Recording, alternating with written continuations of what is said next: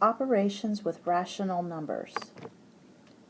Rational numbers are just numbers that can be expressed as a fraction. So this would include all of the integers. 5, for example, can be expressed as a fraction if we put it over 1, and that would include all negatives and all positives. Obviously, all fractions can be expressed as a fraction, both positive and negative. And then many decimals can be expressed as a fraction. For example, negative 0.5 would be the same thing as negative 1/2. So we're going to be using all the same operations that we've just learned about, adding and subtracting, multiplying and dividing with positive and negative numbers. But now we're going to apply those rules to fractions and decimals. So we need to review just a little bit for our rules for adding and subtracting any fraction. First of all, you must have a common denominator. Then once you have that common denominator, you only add the tops or the numerators. You leave the denominator alone. And finally, at the end, make sure that you reduce the answer. So let's add negative 7/12 plus 5/8. So I need a common denominator. I need to think, what would 12 and 8 both divide into? Hopefully you can think 12 and 8 both divide into 24. So 24 would be my common denominator. Now I need to get the new numerators.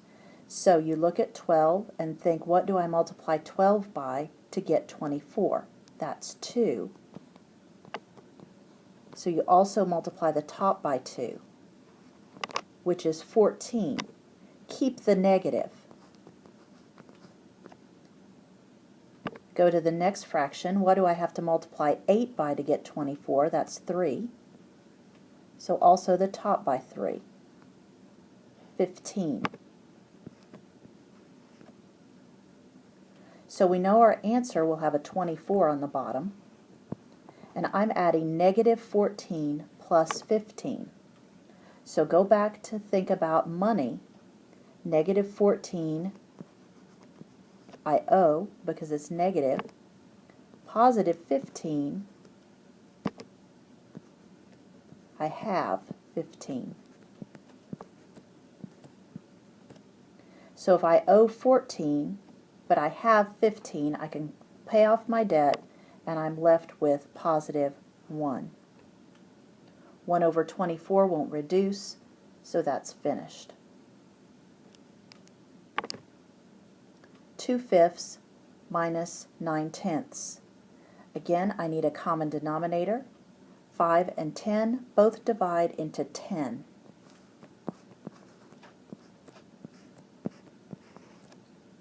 Then looking at the first fraction, what do you multiply 5 by to get 10? That would be 2, so also the top. 4 is my numerator. What do you multiply 10 by to get 10? Just 1, so the top will stay the same. Now this is a subtraction problem.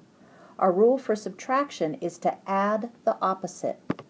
So I change my subtraction to addition, and my positive 9 to a negative 9. 10 stays the same on the bottom. 4 is positive, so I have $4. 9 is negative, I owe 9. If I have 4 but I owe 9, I'm going to apply 4 towards my debt, but then I'll still owe, so it's negative 5. That fraction will reduce. Both 5 and 10 divide by 5. So I'll divide the top and bottom by 5. Keep the negative. 5 divided by 5 is 1. 10 divided by 5 is 2. Negative 1/2. For our course for this section, for the decimal problems, I would like you to go ahead and use your calculator. Now when you're dealing with negative numbers, you need to find the negative key. So the calculator you've been provided for this course is the TI-30XS. And the negative key for that calculator is at the bottom.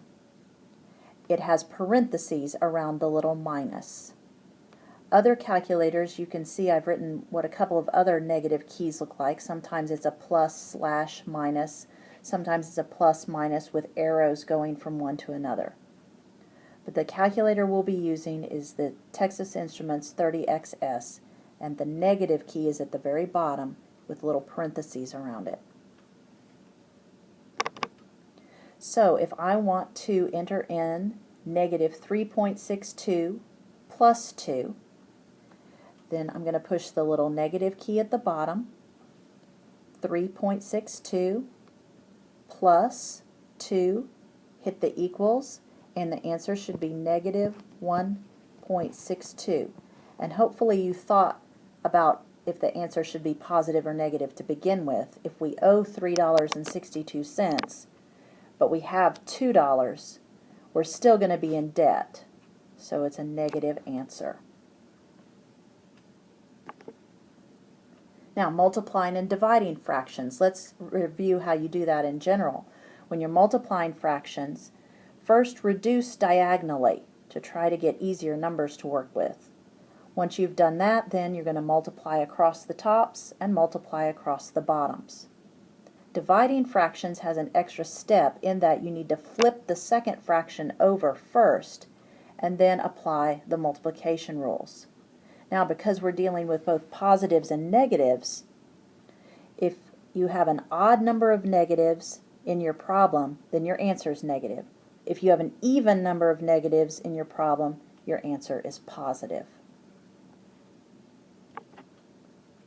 So now I'm multiplying negative 3/8 times negative 4/15. When you have problems in parentheses right beside each other, right up against each other like that, that means multiplication. Let's see if we can reduce diagonally. If I look at 3 and 15, both of those numbers divide by 3. So 3 divided by 3 is 1, and 15 divided by 3 is 5. Diagonally the other direction, 4 and 8 both divide by 4. 4 divided by 4 is 1, 8 divided by 4 is 2. Now I can multiply the tops. 1 times 1 is 1. Multiply the bottoms. 2 times 5 is 10. I have 1, 2 negatives in my original problem. An even number of negatives means my answer is positive. Division. Remember, when you're dividing fractions, you have to flip the second fraction over and change your problem into multiplication. Keep the negative with it. It can be in parentheses or not in parentheses with that negative. It really doesn't matter.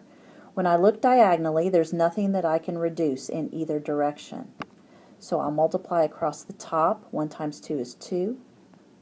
Multiply across the bottom. 3 times 1 is 3. And then I just have one negative. I have an even number of negatives in my original problem. Sorry. I have an odd number of negatives in my original problem. So my answer is negative.